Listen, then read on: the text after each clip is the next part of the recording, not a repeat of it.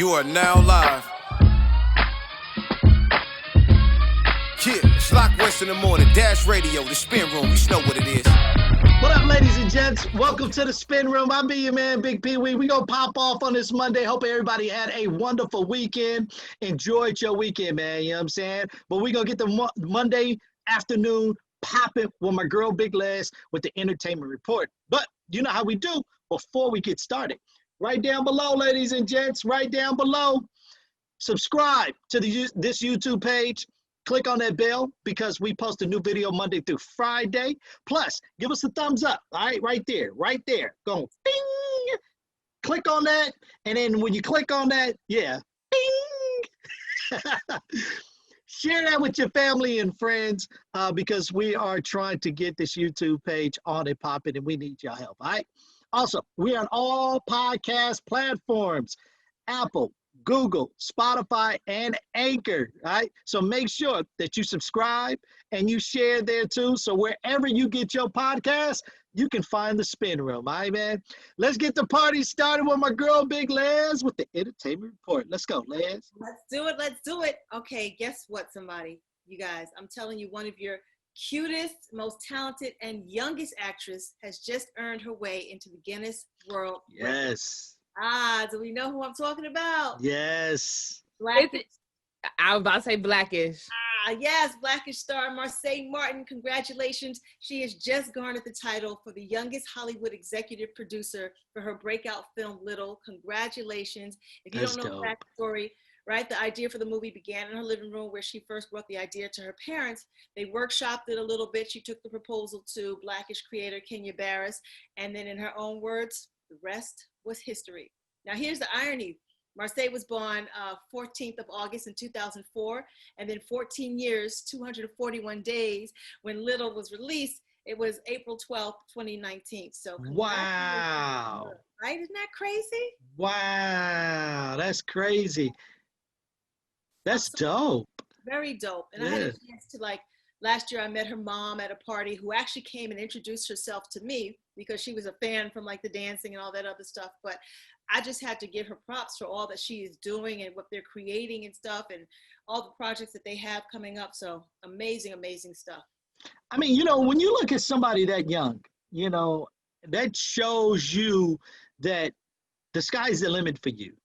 You know what I mean? And that the fact that you had the concept at that young of an age to put, a film like that together.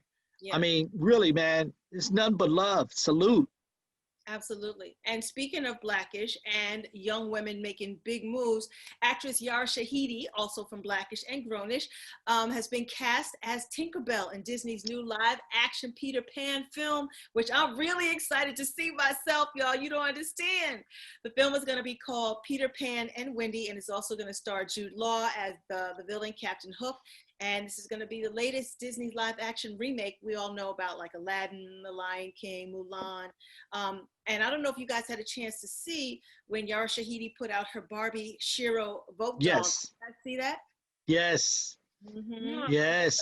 Hey, Les, we need to start getting, all right, ladies and gents, Spin Room family, Spin Room crew, I need y'all right now start bombarding Disney because they're going to need somebody to choreograph a lot of these dance moves in this new Peter Pan. We need Big Les in there. So start getting them right now. Let's go. I'm putting a petition together for you, Les. I'm going to start stretching right now. But congratulations to Yara Shahidi. And again, I just want to give a little bit of her history. She founded the 18x18 organization, encouraging young people to be more engaged with politics. She campaigned real hard for young people to register for them to vote, especially in this last presidential election. And we all know that she's been a vocal supporter for Black Lives Matter. So congratulations to her. Let the blessings continue to flow. Yes. Now, I don't know how hardcore you guys are with Netflix and all of the new African shows that they're bringing to the network, but Queen Sono just got canceled. It is the first season that was released February 28, 2020, and now the series that was renewed for Netflix by a second season now has been canceled because of complications with the pandemic and them having to worry about cost and scheduling with the production and all the difficulties that are happening, this first African original series on Netflix that has been shot in 37 areas in South Africa, Nigeria, Kenya, Zanzibar, had to be canceled. And it breaks my heart. She was like almost like an African Pam Grier. You know, she was a spy, she was a fighter, really beautiful, just, I mean, the storyline was really great. The actress is Pearl Thusi, and unfortunately this show was canceled, you guys. So hopefully once the pandemic is over, they'll bring it back, you know, Right. Hopefully it won't be like a whole 2 or 3 years that we're in this mess, and it can get back. I look forward to that though, because like you said, Les, I mean, it was a dope show that Netflix put together. But understand, you know, during this pandemic, which is, it hurts. And Jay Tasha can speak up on this too, you know, and, you know, as film is concerned, you know, the money that they put towards a lot of these films, especially in Africa, you know what I mean? And just, so I'm with you, Les. Hopefully, once 2021 comes around, they're able to pick it back up and then go from there. Yeah, sure. All right, you guys, you know I'm usually the Grim Reaper, talking about death or divorce. But today we are celebrating somebody who got a ring on it. Uh-oh. Uh-huh. You got married, Jay Tasha? No. I see a ring. This is on what finger? Wrong Oh, finger. my bad. My ring would not be looking like this. It would be about 7, 8 carats. You know, it would be popping. You got married, Les? Do you even want to be? Do you even want to be married, Tasha? I want to be married. I want to have a nice husband, family, and now, are you ready now or no? I just actually had that question today. Oh, you got proposed to? And more what? Next, what's going on? Who's getting married? Oh, it's a conversation. Okay, about you getting married. All right. I'm not in the hot seat. Let's just hope we invited to the wedding, Pee Wee. That's all. Hello. Yeah, you get a Zoom link. Precious star and also the star from American Horror Story and Empire has just confirmed her relationship upgrade. I'm talking about actress Gabby Sidibe has been engaged, just got engaged to Brandon Frankel, and she says now I get to hold him forever. So congratulations to her. She said my BFF proposed and now I get to hold on to him forever. The funniest man I've ever met, the sweetest human to exist. And he's the partner that I thought I was too independent to need. So congratulations to her. Yeah, man. Congratulations. Yeah. Beautiful. I saw that. They're so happy. Yeah, get it, girl. Everybody deserves love. Everybody. Okay, so I want your guys' opinion on this, right? We saw the reunion with Will Smith and the whole cast of Fresh Prince. We saw him and Aunt Viv, Janet Hubert, have a conversation, a meeting of the minds, a reconciliation, an embrace, the whole bit. And they told their truths, not just on the Red Table Talk, but also during the reunion. So actress Monique has gone to social media and she says she wants Tyler Perry to apologize. She did a huge Instagram post, and in an audio conversation between her and her husband, producer Sidney Hicks, they encouraged Perry to say that the actress was right for not doing more press to support Precious. That was back in 2009. So what do you think, you guys, should be Tyler Perry's response? Go ahead, Jay Tasha, you start first. I was actually gonna let you go because I say this, Les.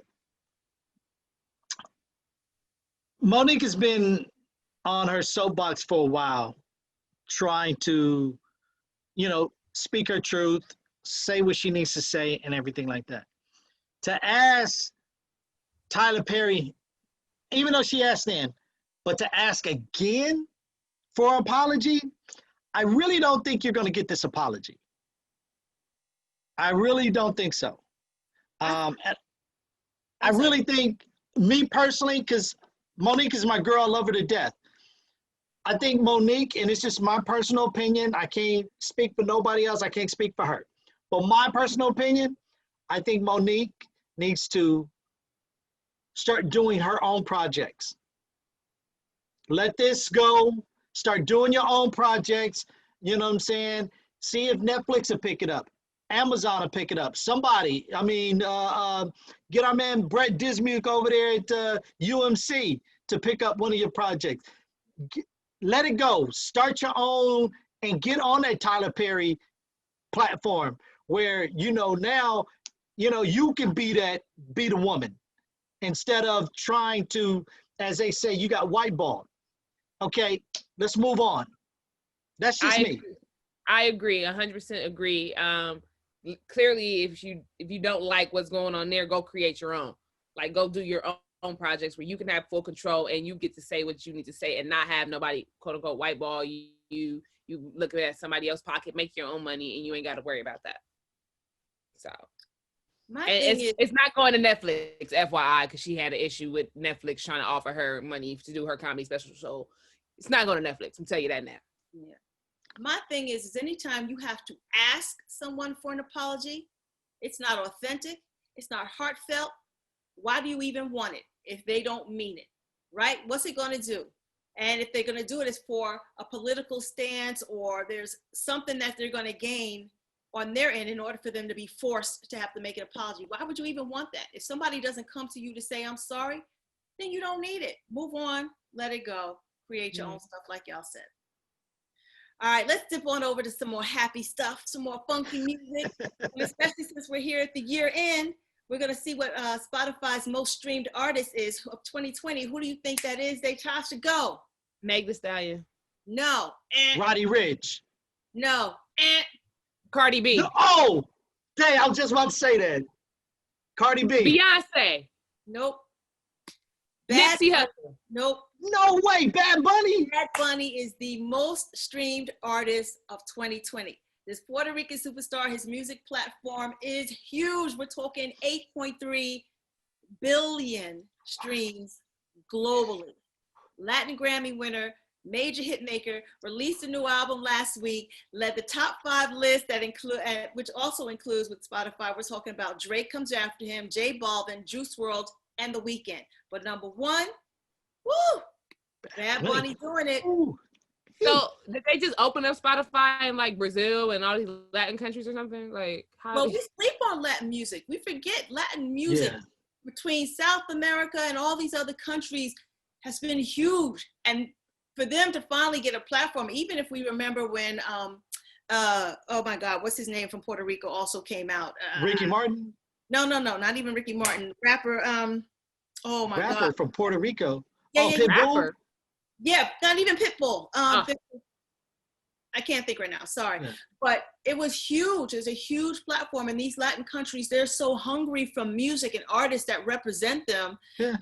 And we forget how big the Latin community is, from all the way to Brazil, to Venezuela, to, all these other places in South America. So we're talking globally. So congratulations to him. Also on that list, we're talking, like I said, The Weeknd, but Post Malone, Harry Styles, Dua Lipa, Drake bringing it home, J Balvin bringing it home. Whew. But damn, come on, Bad Bunny. I ain't mad at you, player. Get it. You see all his national commercials and all the stuff he's doing. He's killing the game. My boy just did something with him in LA not too long ago. And was just saying, like, when he was out there on the streets, nobody knew he was there. They took a tweet or, social media, and the place was jam-packed with folks. Yeah, crazy. So, Tasha, let me ask you, could you imagine yourself at 21, married or single, having 6 kids with a 7th on the way at the age of 21? Did I have twins or something? Either way, we're talking, either way, could you imagine having almost You're asking somebody who don't even have one child at the age of 30. She would have had 6 or 7 by 20. Mm-hmm. No. What about you, Pee Wee? Nah. How old were you when you had your first daughter? Huh? How old were you when you had your first daughter? I was 30. 86. I think I was 32. Okay. 32. 86. Well, NBA Youngboy not only just welcomed his 6th child on Thanksgiving, he's awaiting the birth of his 7th child. He is 21 years old, and he will be 22 October 2021. Hey, homie, if you got the money, so be it. But geez Louise. Over there building a football family. That's crazy. That's a lot. Yeah. And of course, his seventh child is going to be with Ayana Yaya Mayweather, of course, the daughter of boxing legend Floyd Mayweather. And then the first baby mother is, what's her name? Cody Capri. Oh, that's Cody Capri is the baby's name that just arrived last week by the baby mother. Man. I mean, it's easier for guys to have babies than you asking me to birth. Not. Time out. She asked me if I could see myself birthing 6 kids. Like, I'm pregnant every freaking 9 months. At the age of 21. Remember what you were doing at 21? I was wilding. Like, I wasn't wilding. On that end, yeah. But it's not easier for men to have kids. but I think what she's saying, because of the physical burden that it puts on your body you know what I'm saying? To be pregnant 7 times, twins or no twins, 5 times, whatever it is. I hear you. That's your fault. I did know somebody when I was in high school who had about 4 kids by 18. I was like, strap up. That's crazy. And just me hearing that is like, you ain't drinking out my cup, son. Who knows? You don't know how to strap it up. No. Hey, so did you, Les, or Jay Tasha, did you guys hear about this Nigerian guy had 8, I think 7 or 8 of his wives pregnant all at the same exact time? no. But don't they have like he had a wives? baby shower. He had a baby shower for all of them, and all of them pregnant at the same exact time. But that's really no surprise when you're talking in other countries. You know what I'm saying? Where they're used to having multiple wives. Like, that's no surprise. Something But at like the same time? well, you know. He was like, bang, bang, bang. He probably planned it that way too, you know. Yeah, I think so. But As much as you can, you know what I mean? All right, your boy Ryan Seacrest, he got all the dough in the world. He is selling his Beverly Hills estate for a mere $85 million. He stands to make at least he pays $270,000 in taxes per year.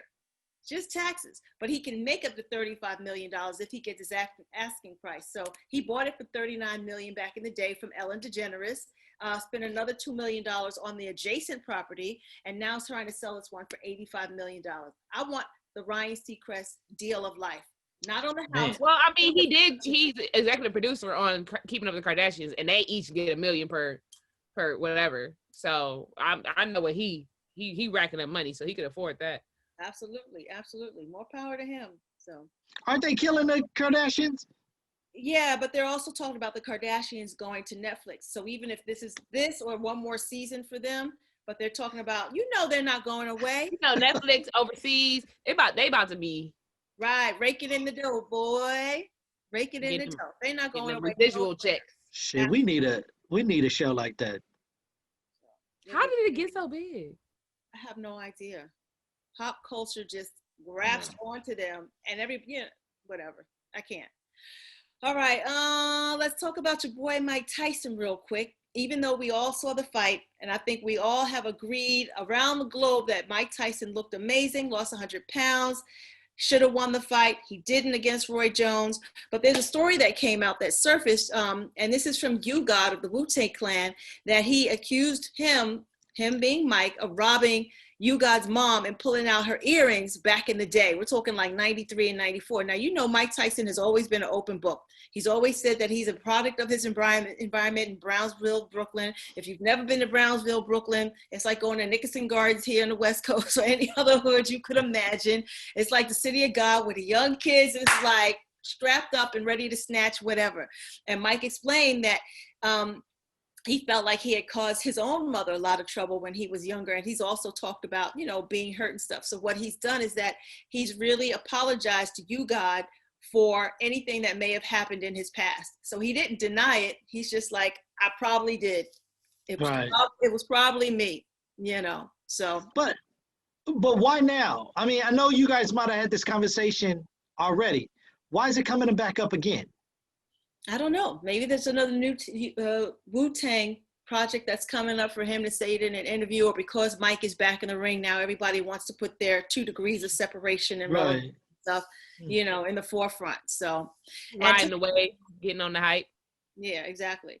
And while we're talking about Mike and the fight, I just want to say that Floyd Mayweather sent his support to Nate Robinson after the Jake Paul knockout. So we all know that the internet was on fire, but he said this on social media. He said, Nate, I'm proud of you, and I will always stand behind all my brothers. I will never kick my brother when he's down. It's okay for people to voice their opinions on social media, but no black athletes or black entertainers, especially black NBA players, should make a mockery out of you. We are supposed to all stand with each other through the good, bad, and ugly. I'm here to uplift you and let you know we all love you and congratulate you just on making an effort. I feel that. I feel that. It's not the easiest thing to step in the ring. And somebody said this the other day. Why is it called a ring when it's 4 squares? But it's not wrong. But let's be honest here. It takes a lot to step in the ring. That's not the easiest thing to train. Because when you train, that's one thing. The person that you train or you spar with is really not trying to knock you out, But for you to step in the ring against somebody that's trying to knock you out, we've all been in fights before. Them fights you be wailing, you know what I'm saying? You don't get the right proper training, keeping your hands up, ducking, you know what I'm saying? Getting in your crouch and make sure you jab and stuff like that. I mean, you look at Nate was swinging he was swinging head up, standing straight up and swinging. Who was his coaches and why? Whoever his coaches was, baby. Yeah. They just lost all the rest of their clientele for that. All right, you guys, the Basketball Hall of Fame induction has just been pushed back. Everything's just been delayed because of pandemic, but we're talking about finally happening May 2021, and Kobe Bryant will be inducted posthumously into the NBA Hall of Fame. Congratulations. Congratulations. And the additional inductees include Tim Duncan, Kevin Garnett, WNBA great Tamika Catchings, and it's going to be a really dope Hall of Fame weekend. So however they're going to do it, we don't know what this virus is going to do, but it's been, pushed back. And so 2001, at least they're going to get their props and their recognition. So that's dope. And I think Kobe should be in there anyway. So I think that's dope. No doubt. I thought he was already in there, to be honest with you. No, not yet. Mm-mm. Not yet. But we knew he was going. Yeah, we knew he was going. Yeah. Yeah. At some point, we all knew he was going, but, with the tragic loss of him, it just, sped up. So. Yeah. I don't know if you guys watch Who Wants to Be a Millionaire. Did anybody happen to catch it this week? It's been hosted by Jimmy Kimmel, but for those of you who know who Chef David Chang is, he owns that restaurant Momofuku. He's really, really an amazing chef. He won $1 million for his charity right there on the show. Oh my God, it was really, really crazy. The question was, which president had electricity first in the White House? And also, I guess the clue kind of surfaced around that this president's wife was afraid to touch the light switches for fear of being shocked. And the answer was Benjamin Harrison, and he guessed it, and he got it. So all the money was headed to Houston's own Southern Smoke Foundation. Got a president named Benjamin Harrison? I know. I'm with you, Jay Tyson. Right? I knew all my Benjamin Harrison. I know. We're like, who? What? He must have been a vice president that took over for a president, because I know I went through I was good at world history. Yeah. But all the $1 million is going to Houston's own Southern Smoke Foundation that it raises funds for multiple sclerosis research, and for the past few years has been absolutely instrumental in providing emergency financial assistance to people who work in hospitality industries, especially during crises like Hurricane Harvey and the COVID pandemic. That's beautiful, man, because right now there's so many people that's out here hurting, and for him to, put $1 million into his charity and to give back is such a beautiful thing. So I salute that guy. Yeah, beautiful. Absolutely. And before we get out of here, I just want to let you guys know that the nominations for the 2021 Grammys have come out. January 31st will be here before you know it, 2021. And The Weeknd and Halsey, if you haven't heard, were completely and positively snubbed this year. And they had some really, really big records. The Weeknd had like Blinding Lights, which was a huge record. We all know he's won Grammys in the past. But there was also some controversy with the network that's happened too, because he's also going to be performing at the Super Bowl this year, even though it's the same network. And so in between negotiations and all that other stuff, the there was a lot of fighting going on, whether it was money, whether it was time or whatever, and they just kind of nixed him completely from any of the nominations. And so Elton John and Drake have rallied behind him and stuff. And then Halsey took to her social media, and she's a 2-time Grammy winner back in 2016 and stuff, and she's not having it either. She said, I've been thinking and wanted to choose my words carefully because a lot of people have extended sympathy and apology to me since the Grammy nominations. And she said the Grammys are an elusive process. It can often be about behind the scenes private performances, knowing the right people campaigning through the grapevine with the right handshakes and bribes that can be just as ambiguous enough to pass as not bribes. And if you get that far, it's about committing to exclusive TV performances and making sure you help the Academy make their millions in advertising on the night of the show. And she believes that by her voicing her opinion, she's about to be blacklisted, but she's already suited and booted for it. She's like, I don't care. I got to speak my piece. Yeah, So, she should. Yeah. Right. We know Weeknd did too. He spoke his truth too. Yeah, absolutely. Absolutely. Wait, are we saying blacklisted or is it whitelisted? Whitelisted. You know they consider anything black to be dark and you know that whole bullshit. That's why I said it's whitelisted. Whitelisted. That's why you said white ball earlier. Yeah. Shout out to Beyonce leading the nominations with 9, Taylor Swift, Dua Lipa, Roddy Ricch, and Queen Bey, also followed by Queen Bey with 6 nominations. So, and that's it, y'all. We can get into the categories and stuff when we get closer to the actual ceremony, but that's it for your entertainment report during my birthday week. December 11th, national holiday. Go get it, Les. Make sure on December 11th, this Friday, ladies and gents, save the date. Please make sure that you guys shout out my girl, Big Les. Hit her up on social media. And I am Leslie Seagard. All right? And send her some birthday love. That's Jay Tasha. I'm Bigg Pwee. That's Big Les. We are the Spin Room. Please don't forget, subscribe to our YouTube page.